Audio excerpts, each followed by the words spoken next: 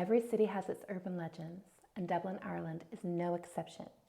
Do you know the urban legends behind the famous painted doors?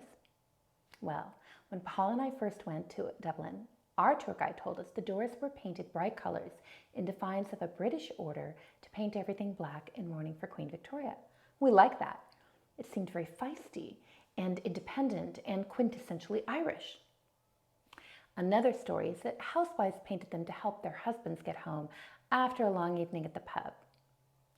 But further research uncovered this story, which seems most plausible. In 1901, an Irish expat named George Moore returned to the homeland to collaborate with William Butler Yeats. Now, when he was in his 20s, Moore had studied art in Paris and rubbed shoulders with the great Bohemian artists like Pissarro and Manet and many others.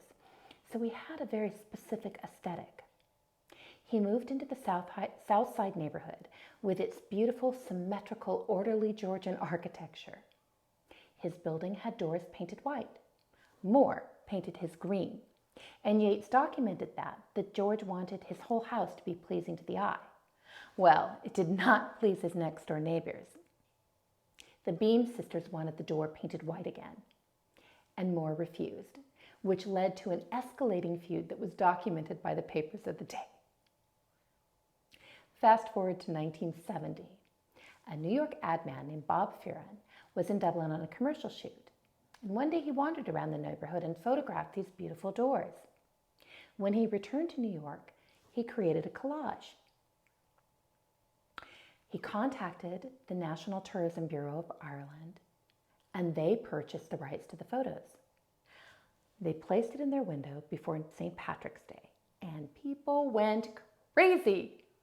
They'd never seen anything like that before.